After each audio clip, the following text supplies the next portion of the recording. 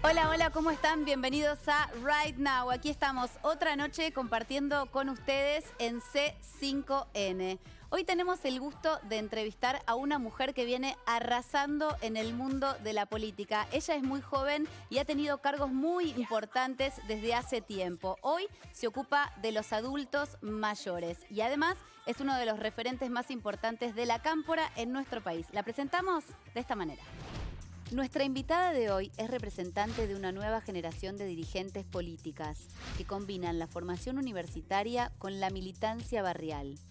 Nacida en Río de Janeiro, donde sus padres debieron exiliarse, regresó a nuestro país para graduarse de licenciada en Ciencias Políticas en la Universidad de Buenos Aires. En 2015 fue electa diputada nacional y desde diciembre de 2019 es la titular del PAMI, donde lleva adelante la importante tarea de cuidar la salud de nuestros adultos mayores. Es un gusto recibir hoy en Right Now a la licenciada Luana Volnovich. Aquí estamos. Es la primera vez que te entrevisto. Sí. Hola, Luana. ¿Cómo estás? Bien, ¿y tú? Bien. Bien. Ocupada. Ocupada, sí. Te veo siempre, que Ocupada. estás ahí al pie del cañón. Bueno, obviamente hoy con el tema de la vacunación y afrontando todo lo que es esta campaña, la campaña de vacunación más grande de la historia de la República Argentina. ¿Y cómo vamos con eso? ¿Ya terminan de vacunar a los adultos mayores? ¿En qué etapa estamos? Bueno, por empezar estamos en una etapa buena, ¿no? Porque estamos ocupados en la vacunación. Digo porque el año pasado estábamos ocupados en primero comprender lo que nos estaba pasando, ¿no? Sí. Recordamos eso de intentar ver qué pasaba en los países de Europa para tratar de aprender lo que iba a venir, analizar qué pasaba, cómo protegíamos a las personas más vulnerables, que son los adultos mayores, que gran parte de esos adultos mayores son afiliados de PAMI, o sea que obviamente la verdad que te ibas a dormir pensando cómo va a ser el día de mañana, ¿no? La verdad que... Así que bueno, este año seguimos preocupados, pero ya estar también ocupados en la campaña de vacunación de alguna manera nos pone como en otro estadio, ¿no? Sí, Digo, absolutamente. la verdad que si yo lo pienso desde el punto de vista de la población, que es la que es mi responsabilidad, por decirlo de alguna manera, que son los mayores, los adultos mayores, como bien decías en la presentación, nuestros adultos mayores y adultas mayores, la verdad que el impacto de la vacunación es increíble. Y esto es importante porque frente a tanto desprestigio y frente a tanta duda, nosotros hoy ya vemos el impacto de la campaña de vacunación en las tasas de internación de los adultos de hecho mayores. cambiaron los datos, ¿no? Antes eran las personas adultas mayores las que más ocupaban las camas de terapia intensiva y hoy son mucho más jóvenes. 8 de cada 10 adultos mayores en la Argentina hoy están vacunados. Por eso, es un montón. Es un montón. Es un montón. Es un montón.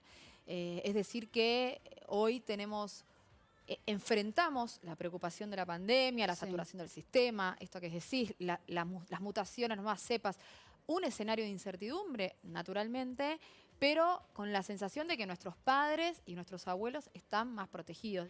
Y hoy podemos empezar a transitar una etapa donde, bueno, vemos esta mutación y esta cuestión de que ahora los jóvenes también somos más vulnerables al virus, pero con la tranquilidad de que la campaña de vacunación que estamos llevando adelante, una campaña épica, sin antecedentes y que vamos a recordar probablemente durante muchos años, funciona.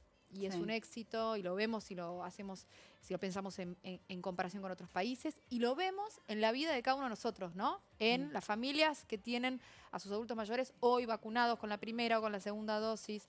Digo, me parece que un cambio con respecto al año pasado, que no hay que, digamos, relajarse, porque no hay que relajarse, pero sí me parece que es una forma de empezar a ir reconstruyendo la esperanza, porque sin esperanza es muy difícil, ¿no? Porque si no, uno dice ¿hasta cuándo? ¿No? Y tener la verdad que objetivos intermedios que se van cumpliendo, como por ejemplo decir, bueno, la primera población objetivo eran los adultos mayores y hoy tenemos 8 de cada 10 vacunados, bueno, nos permite, ¿no? Ir diciendo, bueno, esta etapa ya está, ahora pasamos a la otra. Sí, te quita un poco de angustia a las familias en general, ¿no? ¿Cómo lo vivís vos como directora ejecutiva del PAMI? Bueno, la verdad que ya de por sí antes de la pandemia asumir la responsabilidad del PAMI era un desafío enorme. Más con los problemas que tenía el organismo. no lo sabía antes de empezar, pero yo llegué y tenía un organismo con una deuda enorme, 19.000 millones de pesos. Una deuda de un año entero de medicamentos oncológicos sin pagar. Y también con un organismo, digo, el PAMI depende mucho de la...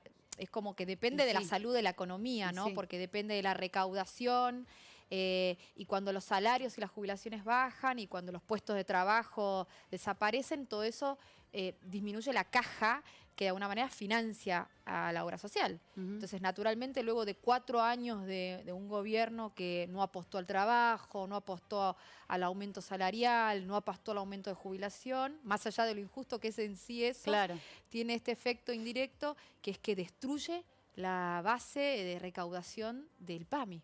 Entonces, lo que nos pasó es que no teníamos plata para afrontar las responsabilidades, digamos, si mirabas, la verdad que... Y eso fue la situación antes de la pandemia, te estoy hablando, ¿no? Y la verdad es que el desafío era ver qué pasaba ahí, ¿no? Y cómo hacer para transformar un organismo con toda esa historia tan difícil, ¿no? Recordamos los 90, una historia muy oscura, por decirlo de alguna manera, muy oscura, tratar de recuperarlo y hacer lo que a mí me pidieron, que primero era devolver los medicamentos a los jubilados. Lo pudimos hacer. Mirá, el día a la mañana que anunciamos los medicamentos gratuitos para los jubilados y las jubiladas, a la tarde me acuerdo que fui a una reunión, que fue la primera reunión donde Alberto Fernández estuvo con todo el equipo, todos los ministros, planteando la situación de la pandemia. Es decir, llegamos ahí a hacer el anuncio. Fue justo. Ay, gracias a Dios. Y la verdad que es muy importante porque los 3,5 millones de personas que hoy tienen los medicamentos gratis, que se ahorran 3.700 pesos en promedio todos los meses porque tienen sus medicamentos gratis, esas personas pasaron todo lo que fue esta etapa de la pandemia con esa tranquilidad. Mira, hicimos unas placas interesantes sobre este plan de medicamentos gratis del PAMI. Llega a 3,5 millones de personas, implica un ahorro promedio de 3.700 por persona, esto mismo que señalabas vos, Luana. Reciben medicamentos gratis el 65% de las afiliadas y el 35% de los afiliados. Mucho más las mujeres. Mucho más las mujeres. Eso pasa siempre. Mirá. Las mujeres vivimos más. Claro. Y además, en general, somos más pobres. Entonces, siempre pasa eso. Nos toca esa. No. Acá tenemos otras cifras. 4 de cada 10 afiliados reciben todos los medicamentos gratis. 5 de cada 10 afiliados reciben 2 o más. 9 de cada 10 afiliados reciben al menos 1. Lo cual está bastante bien, por no decir excelente, ¿no? Te cambia la vida. ¿Y lo querés seguir mejorando? ¿Cómo lo van a planificar? Esto funciona muy bien. En realidad, para nosotros, más allá de los ajustes que uno va haciendo, estamos satisfechos. 4 de cada 10 personas tienen todos sus medicamentos gratis. Es un montón. Pero me parece que el desafío más grande que tenemos, que es lo que la pandemia no nos permitió y es un poco lo que nosotros quisiéramos retomar, es el PAMI es medicamentos y después la prestación, que es que vayas a una clínica y te atiendan bien. Y la parte que nos falta es esa, ¿no? Digamos, volver a reconstruir un sistema de salud de calidad que atienda bien. Mirá, nosotros nos encontramos con clínicas que no tenían agua caliente. Para que te des una idea, porque uno dice, falta un montón, yo sé que falta un montón, pero nos encontramos con clínicas que no tenían agua caliente o que no tenían sábanas para... Digo, estamos hablando de eso es en el conurbano bonaerense, donde se ve más fuerte la desidia de lo que sucedió en el PAMI, eso nos encontramos. Y nosotros nos encontramos con hospitales cerrados. Hoy tenemos 2 hospitales en la provincia de Buenos Aires impresionantes. Te digo, me encantaría que vengas... impresionantes, de última generación, modernos, divinos, súper, mega, archi, modernos, con el mejor equipo. Y la verdad que son hospitales públicos que estaban cerrados. Mirá. Y que los abrimos, los financiamos, por supuesto, gracias a la ayuda del gobierno nacional. Y hoy están abiertos. Me acuerdo también cuando fuiste hace poco al Hospital Español, que tuviste que ir vos en persona. Sí, porque al jefe de gobierno de la Ciudad de Buenos Aires se le ocurrió cerrarlo en la mitad de una pandemia. Entonces me puse loca. Te pusiste loca y fuiste, sí, me acuerdo. Me acuerdo de vos en los medios de tu discurso. No, y además me encontré con afiliados. La verdad que lo que pasó fue que estaban los afiliados que tenían turno. ¿Y la gente te quiere? ¿Qué te dicen? ¿Qué te dicen los Bueno, adultos mayores? hay gente que te quiere y hay Bueno, gente ya que no te sé, ya quiere. sé, obvio, obvio. Me dicen cada cosa en las redes. Mira, me dicen las cosas más hermosas. El otro día leía a un afiliado que era de una prepaga, que no tenía cama y que había caído en el hospital público Claro. de Ituzaingó. El caído de... Y él decía, yo pensé que yo todavía toda la vida tuve prepaga, decía él, y decía, yo pensé que iba a ser una penuria, ¿no? Caer en un hospital. Sí. Dice, y empezó a hablar de lo que había sido su paso por ese hospital y esas cosas son hermosas. Claro. Y después hay gente que te dice las barbaridades más horribles en las redes, que la verdad que como madre, como hija, sí, después sí. está la otra parte, ¿no? El anonimato a veces de las redes sociales. Ah, sí, bueno, claro. Meternos un poco con tu historia personal. Vos naciste en Río de Janeiro, Sí, tus padres son exiliados políticos. sí, ¿Y cómo fue vivir allá? ¿Hasta los 10 años viviste? 9. Hasta los 9. Tengo pocos recuerdos. Ah, mira. Porque hice como una especie de reset, ¿no? Reseté todo y empecé acá. Pero bueno, el real desafío fue volver a la Argentina. O volver no, ellos volvían, yo venía. Claro. Acostumbrarte con 9 años, hablaba portugués. Esa es mi abuela, mis abuelas son muy importantes, ya no están, ¿no?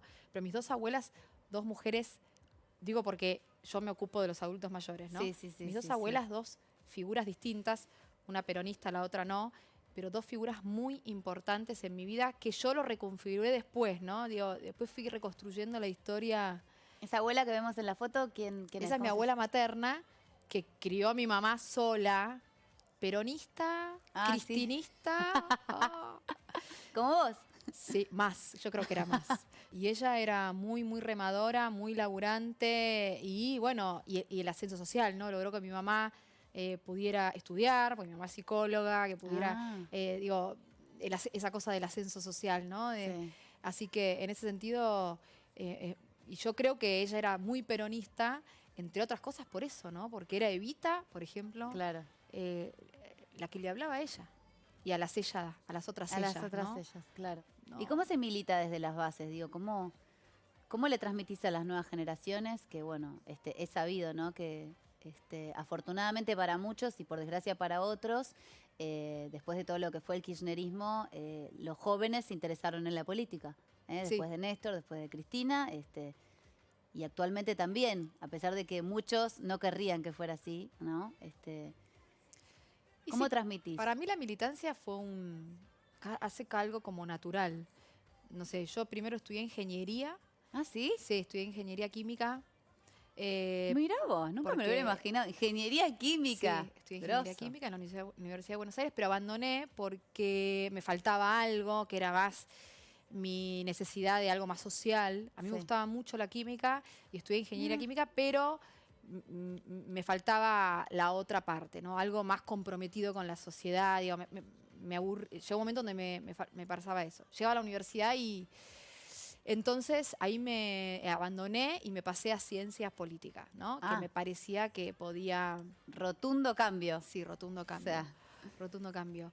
Pero, y ahí solo me fui involucrando en lo social, desde algún lugar, desde la universidad, después empecé a militar en los barrios, pero para mí la militancia fue siempre algo, bueno, obviamente por mi historia, por la historia de mis viejos, de mi familia en general, algo que era... no me contaste mucho tampoco. Me crié y nací en una familia donde la política era algo que se discutía en la mesa, ¿no? O sea, no te transmitieron el miedo, sino te transmitieron la pasión por la política.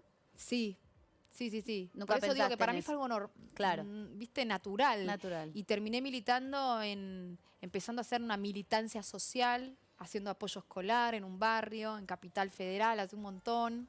Luego de la militancia universitaria, pero digo, para mí siempre hubo como una necesidad de hacer algo más allá de lo puramente individual. Eso lo Sí. tengo como, lo tuve siempre muy incorporado. Después fui buscando qué. Antes iba a un hogar de niños donde ayudaba, porque ahí Ah, mira. no, pero siempre tuve la necesidad de hacer algo más por otro. De estar para el otro. Mira, tengo el video de cuando asumiste en 2015 como diputada. Desempeñar fielmente el cargo de diputado y obrar en todo de conformidad con lo que prescribe la Constitución Nacional. Por Néstor y por Cristina Fernanda de Kirchner siempre, sí, juro. ¿Y qué te acordás de ese momento? Fue un momento difícil. Fue un momento difícil para mí en términos individuales por asumir una responsabilidad enorme que era ser diputada, cosa que tampoco nunca en la vida me lo hubiera imaginado. Claro. A mí en general todas las cosas que me van pasando nunca en la vida me las imaginé. Claro, no es que tipo estás persiguiendo ese objetivo que No, decís, y bueno, no me van a creer y es absolutamente Sí, obvio, cierto. Mis nunca te van a amigas dan creer. fe, las personas que me conocen dan fe. No lo imaginaba, sí que era un desafío enorme en términos individuales, ¿no? De poder estar a la altura de las circunstancias, pero además fue un momento político, para nuestro espacio político, difícil, ¿no? Muy claro. Perseguidos, y dentro de nuestro sector éramos la mala palabra, allá adentro nos decían la estudiantina, digo, Sí, mucho siempre desprecio, despectivo. se mezclaba todo, ¿no? Digo, poder reconstruir o acomodarse a un nuevo momento de la coyuntura política, que era que éramos gobierno y pasamos a ser oposición. Y además en el medio el desafío personal, porque somos Claro. seres humanos. Si yo te pregunto cuál es tu sueño en tu carrera política, no lo sabes, ¿o sí? A veces parece una frase hecha, pero es real, que es que yo creo mucho en el proyecto colectivo. Entonces yo voy a ser y voy a estar donde tenga que estar, digamos, ¿no? Muy bien. Me dijeron, ¿querés hacerte cargo del PAMI? Que era un desafío enorme y por supuesto lo hice. Y voy de alguna manera tratando de aportar en el lugar en el que tenga que estar. Estuve haciendo banderas en una unidad básica, estuve repartiendo papelitos en una esquina para que la gente nos acompañe o nos conozca, y ahora me toca administrar el PAMI y digo, la que te toca, la que te toca. Claro. Y hoy estoy haciendo esto y si el día de mañana tengo que repartir en una esquina, lo haré con gusto y con ganas, pero tengo proyectos colectivos, digo, tenemos una visión, sabemos hacia dónde vamos, pero después en términos individuales, qué sé yo, no tengo un sueño. Yo tengo un hijo de 8 años. Sí, sí, que ahora tenemos un video para mostrarte. ¿Te lo puedo mostrar? ¿De mi hijo? Sí. Oh, A ver, sí. mostremos este videito que está Una divino. historia que es que a Dante se le cayeron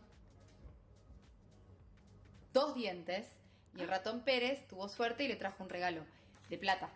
Entonces Dante decidió que iba a donar una parte del ratón Pérez, 200 pesos, para el hospital que estamos construyendo de PAMI. Y los chicos que están trabajando en el hospital le escribieron una carta de agradecimiento a Dante y le dijeron que se lave mucho las manos y que le agradecían mucho la donación. Y puede que done más. Y dice que puede que done más, porque Dante está muy comprometido con ayudar a los médicos y al hospital por el ¿cómo se llama el virus? Dante, ¿cómo se llama el virus? Coronavirus. El coronavirus. Así que esa es nuestra historia del día de hoy.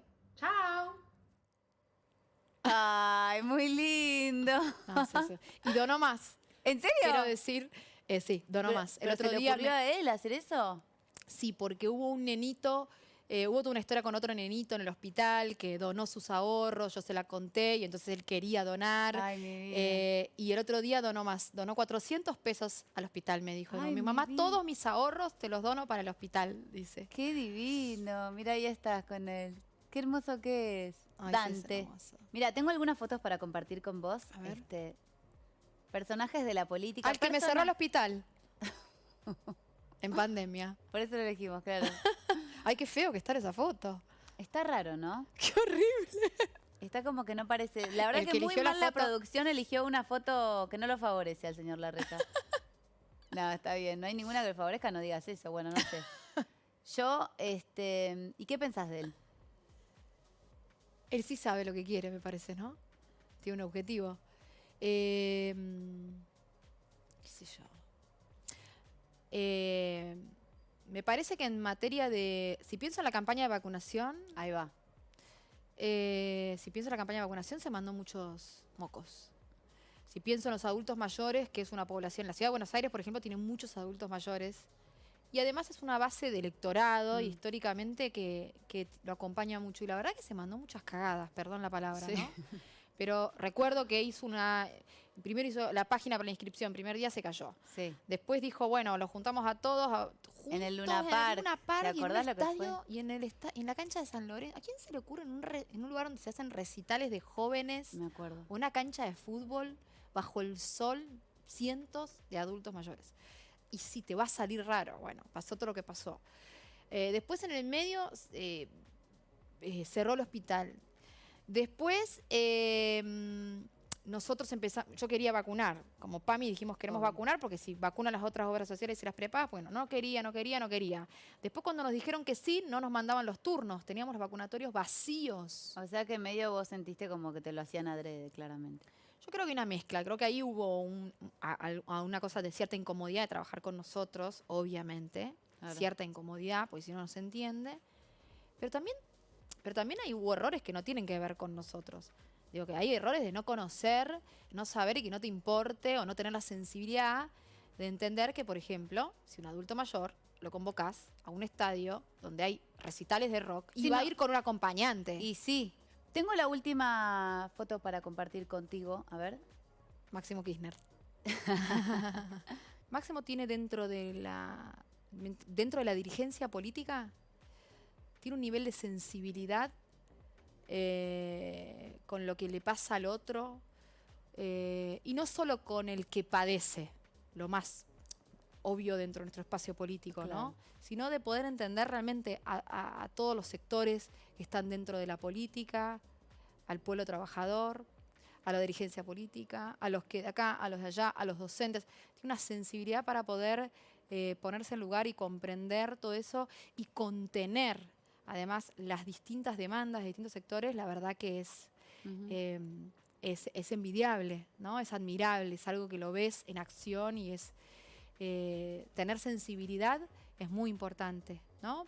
Obviamente que eso está inserto en una visión, en una mirada política. Él también es un autodidacta de la economía. Si le preguntas ahora sobre la carne, que está con el tema de la carne, te va a hacer una tesis de maestría sobre, el otro día hablaba sobre lo que está sucediendo con la carne, con un nivel de precisión y análisis, porque es un amante de estudiar los temas, por lo cual sabe mucho de los temas. Eso también es muy importante, ¿no? Con Cristina de madre, eso es casi como una herencia, ¿no? Que sabe de todos los temas. Y de la economía y de los datos de la pandemia. Por ahí le preguntás si sabe cuántos muertos hay en Nigeria, ¿viste? Cosas así.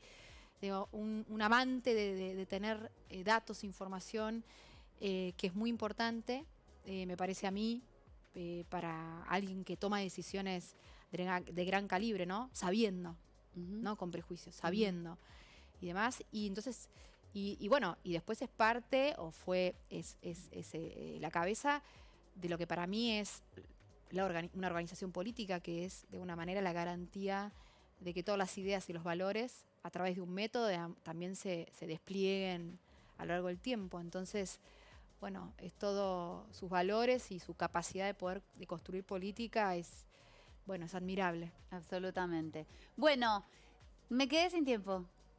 Hablamos un montón, me encantó conocerte en persona, sos bellísima y bueno, la verdad que tenía muchas ganas de tenerte aquí también en Right Now.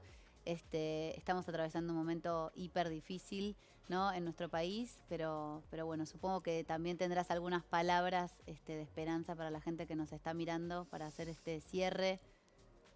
Y sobre todo hablarle a los adultos mayores, ¿no? A esos de los que te ocupás a diario. Mira, esto va a terminar. Esta pandemia va a terminar. No sabemos cuándo, pero nosotros va a terminar en algún momento. Así que me parece que me parece que lo que tenemos que hacer es ver los saldos, ¿no? La vacuna anda bien, nosotros vamos a estar vacunando, estamos vacunando, nuestros adultos mayores están vacunados, la pandemia va a terminar en algún momento. Me parece que lo que es importante es que saquemos algunas enseñanzas, ¿no? Nunca más un país sin Ministerio de Salud, por favor, sin vacunas. Me parece que a mí me gustaría que queden algunas enseñanzas, ¿no? Como algunas cosas, porque si no es como que siempre volvés para atrás. No endeudarte y que la guita se vaya para afuera, sino que pongámoslas en hospitales, qué sé yo. Cosas que me parece que estaría bueno del día de mañana, pero me parece que esto va a terminar y nosotros vamos a recordar esto como una anécdota con un gran capital, que es que más allá de estas cosas y el desprestigio, ahí va. Pudimos salir adelante, lo hicimos entre todos con las dificultades.